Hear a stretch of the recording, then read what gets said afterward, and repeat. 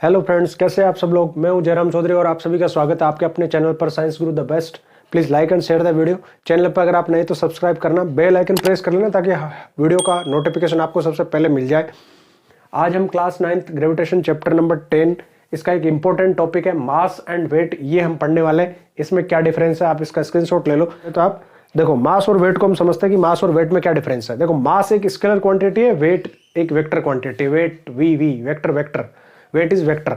अब क्यों है, क्या है, इसको समझ लेते हैं। देखो, मास का मतलब क्या होता है। तो मास का मतलब है कि कोई भी ऑब्जेक्ट है उसके अंदर कितना कंटेंट है, कितना मटेरियल है, उसका मेजरमेंट। ठीक है, जैसे मान लो ये एक पेन है, एक मार्कर है, इसके अंदर जितना मटेरियल है ना, जिससे मिलकर ये बना हुआ है, उस मटेरियल का मेजर क्या है। What is the measurement of the content of the material by which it is made up of, that is mass. वो इसका मास है। और वेट का मतलब क्या है कि जैसे मान लो ये मार्कर है या कोई भी ऑब्जेक्ट है, इसको किस फोर्स से अर्थ अपने सेंटर की ओर अट्रैक्ट कर रही है।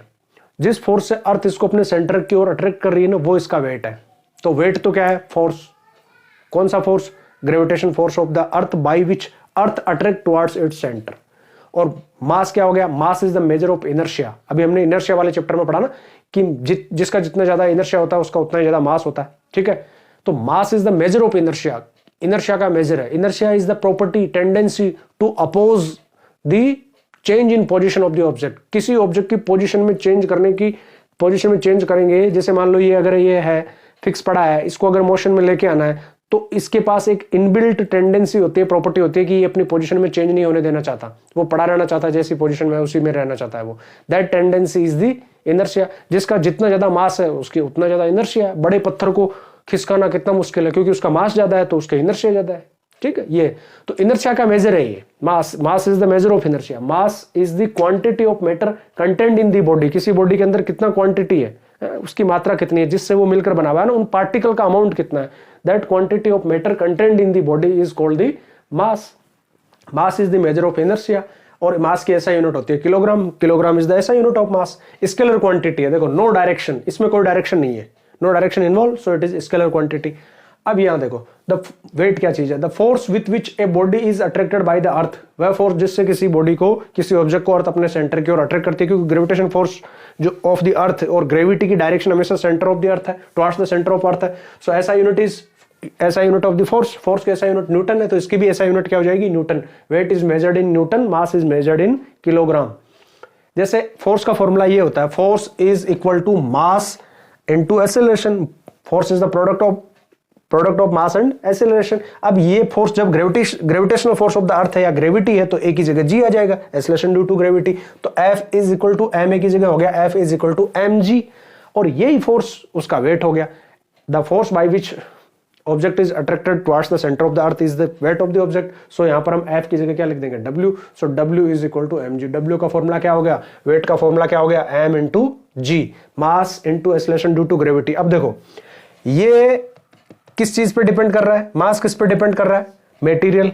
ठीक है, जिससे वो कोई ऑब्जेक्ट बना हुआ है उस पर डिपेंड कर रहा है, और किसी एक्सटर्नल फैक्टर पे डिपेंड नहीं कर रहा। ये देखो आप, एक्सटर्नल फैक्टर पे भी डिपेंड कर रहा है, मास पे डिपेंड कर रहा है, उसके साथ साथ किस पे डिपेंड कर रहा है? एक्सेलरेशन ड्यू टू ग्रेविटी पे भी डिपेंड कर रहा है।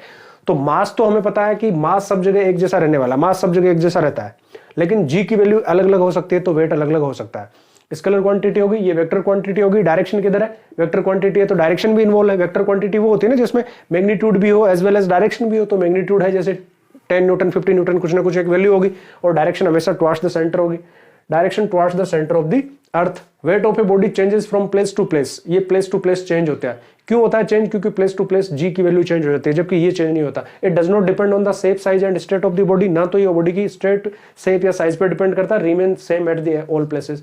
कोई मटेरियल है उसके अंदर वो कंटेंट उतना ही रहने वाला है, चाहे आपको किसी पे ले जाओ, कहीं पर भी ले जाओ, किसी प्लेस पे ले जाओ। अगर आप मून पे ले जाओगे तो क्या इसके अंदर का मटेरियल कुछ कम हो जाएगा? नहीं, इतना ही रहने वाला। हाँ, इसके ऊपर वेट कम हो जाएगा। जो ग्रेविटी है, एक्सेलरेशन ड्यू टू ग्रेविटी है, ये कम हो जाएगा मून पे, तो वहां पर इसका वेट कम आएगा, मास उतना ही रहेगा। Mass do not change. Mass directly proportional to the quantity of the matter content in the object. Mass किस पे डिपेंड करता है? किसके डायरेक्टली प्रोपोर्शनल है? Quantity of the matter. उसके अंदर जो मैटर है उसकी कितनी क्वांटिटी, उसके डायरेक्टली प्रोपोर्शनल है। ठीक है, measured with the help of beam balance. इसको बीम बैलेंस से मेजर किया जाता है। बीम बैलेंस होती है ना, वो दो पुराने टाइम में चलती थी वो, है ना, बीम वाली दो तगड़ी ऐसे तराजू, दो पल्ले होते हैं उसमें, ये वाली बीम बैलेंस उसको कहते हैं। आजकल उनकी जगह इलेक्ट्रॉनिक कांटे आ गए ना, इलेक्ट्रॉनिक जो है वो आ गए, जिनमें वो डिजिटल मार्किंग होती है, वो मेजर हो जाता है उससे। तो वो चीज है। ये मेजर करने के लिए एक स्पेशल डिवाइस हम काम लेते हैं, इसका नाम है स्प्रिंग बैलेंस। ठीक है, जो सिलेंडर वाला आता है ना आपके घर में एलपीजी का सिलेंडर देने के लिए, उसके पास वो एक हुक जैसे स्ट्रक्चर होती है जिसमें वो डाल के उसको ऐसे मेजर करता है। स्प्रिंग होती है उसमें, वो स्प्रिंग्स वो न्यूटन पे उसकी जो न्यूटन में होती है उसकी जो रीडिंग होती है वो वेट है। The weight of the body at the centre of the earth will be zero. किसी भी ऑब्जेक्ट का वेट अर्थ के सेंटर पर जीरो हो जाएगा। क्यों हो जाएगा? क्योंकि वेट क्या है? Mass into acceleration due to gravity. और एट द सेंटर मास तो वही रहेगा but g will be zero.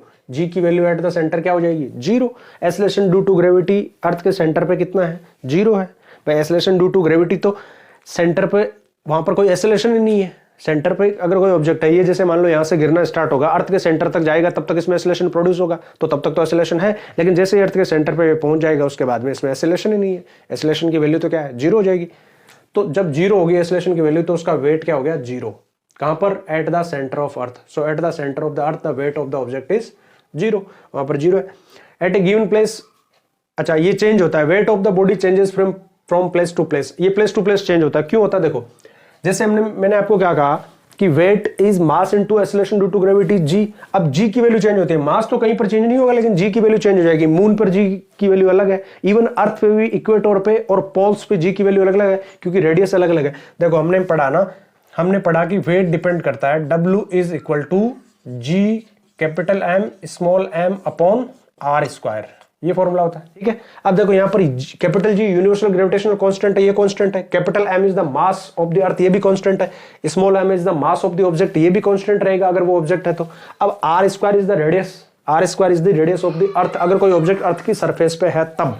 अब देखो ये रेडियस की वैल्यू, ये रेडियस अगर हम देखें तो अर्थ की जो शेप है वो परफेक्ट स्क्वायर नहीं है, इस तरह से है। ये सेंटर है और ये इक्वेटोरियल रेडियस होगी और ये पोलर रेडियस होगी। तो रेडियस की वैल्यू कहां पर ज्यादा है? कौन सा वैल्यू R का ज्यादा आएगा? पोलर R पोल या R इक्वेटर? R equator.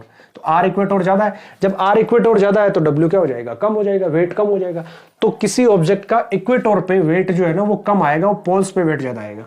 क्यों आएगा? क्योंकि वेट इनवर्सली प्रोपोर्शनल है किसके? रेडियस के। देखो वन अपॉन में लिखा जा रहा है ना इसको, G M M upon R square है भाई। वेट डायरेक्टली प्रोपोर्शनल हो गया जी के कैपिटल M के और स्मॉल m के। Universal gravitational constant mass of the earth, mass of the object, but inversely proportional to the square of the radius of the earth. तो अब अर्थ की रेडियस जहां पर ज्यादा आएगी वहां पर वेट कम होगा। तो अर्थ की रेडियस ज्यादा कहां पर है? Equatorial radius is more than the polar radius. तो यहाँ इक्वेटर पर रेडियस जब ज्यादा है तो वेट कम आ जाएगा, तो किसी ऑब्जेक्ट का वेट यहाँ पर कम आ जाएगा। तो वो एक वो क्वेश्चन है ना गोल्ड वाला, कि आपका फ्रेंड पोल पे आपके लिए गोल्ड खरीद रहा है और आप उसको इक्वेटर पे ले रहे हो, वो आपको इक्वेटर पे आके हैंड ओवर कर रहा है, तो क्या आप उससे लेना पसंद करोगे? यहाँ पर आते वेट कम हो जाएगा क्योंकि यहाँ रेडियस कम है। तो यहाँ पर जैसे मान लो उसने 1 किलो सोना खरीदा, यहाँ आके 900 ग्राम ही निकला, आपको हो गया यार तूने तो 100 ग्राम सोना जो है मेरा चुरा नहीं लिया, वो वेट जो है ना यहाँ पर वो हो गया। हालांकि मैं ग्राम वर्ड यहाँ पर काम ले रहा हूँ, लेकिन न्यूटन में लेना, कि कहने का मतलब है कि वेट यहाँ पर कम हो जाएगा क्योंकि यहाँ पर रेडियस क्या है? ज्यादा है। जब रेडियस ज्यादा है तो वेट कम हो जाएगा। तो वेट जो है ना ऑब्जेक्ट का वो प्लेस टू प्लेस वेरी करता है। ठीक है, क्योंकि ये डिपेंड करता है मास और जी पर। तो जी की value place to place vary करती है इसलिए, जबकि मास जो है वो हमेशा सब जगह कांस्टेंट है। आप कहीं भी चले जाओ, ठीक है, in outer space, in on moon, on earth, everywhere mass is constant, mass is same, but weight vary place to place. देखो weight of the object on the surface of moon, ये मैं आपको पहले वाली वीडियो में करवा चुका हूं, जिसका लिंक आपको डिस्क्रिप्शन में मिल जाएगा, वहां से आप देखना। ये अच्छे से पूरा कैलकुलेशन करके हमने वहां समझाया है। Weight of the object on the moon is 1/6 to the weight of the object on the earth. देखो weight on moon upon weight on earth अगर हम करें, ठीक है, ये अगर इस फॉर्मूले से हम निकाले, वेट वाले फॉर्मूले से है ना, GMM अपॉन R स्क्वायर, अगर ये मून और अर्थ के लिए दोनों का अलग अलग निकाले, जो मैंने बता रखा है आपको उस वीडियो में, अगर ये निकाले ना, तो ये WM upon WE weight moon on upon weight earth is 1/6 आता है, ये कैलकुलेशन से। तो वेट ऑन मून क्या हो गया? देखो वेट ऑन मून अगर हम इनको क्रॉस इंटू करें, वेट ऑन मून इंटू 6, मैं आपको बताता हूँ ये कैसे आया। देखो इन दोनों को अगर हम क्रॉस इंटू करें तो क्या हो जाएगा? Weight moon into 6 is equal to 1 into WE, यानी वेट ऑन अर्थ। ठीक है, तो W मून, देखो W moon into 6 is equal to W weight of the object on earth, weight of the object on earth. अब मुझे केवल W moon चाहिए यहाँ पर, weight on the moon, weight of the object on moon is equal to, ये 6 इधर into में तो इधर आके डिवाइड में होगा ना भाई, तो WE अपॉन 6। तो weight of the object on moon is equal to weight of the object on earth divide by 6, यानी इसका 1/6 ही रह जाता है यहाँ पर। यानी वेट ऑन मून जो है ना किसी ऑब्जेक्ट का, वो वेट ऑन अर्थ का क्या हो जाता है 1/6 हो जाता है, यानी उसका 1/6 टाइम डिक्रीज हो जाता है, इतना कम हो जाता है। यानी अगर किसी का वेट 60 kg है अर्थ पे, तो मून पे कितना हो जाएगा 60/6 10 kg हो जाएगा, 1/6 टाइम डिक्रीज हो जाएगा। ये है। अब यहाँ पर देखो एक क्वेश्चन है एग्जाम्पल 10.4, इसको हम सोल्व करते हैं। देखो यहाँ पर क्या दिया हुआ है, mass of the object is 10 kg, what is its weight, इसका वेट कितना है।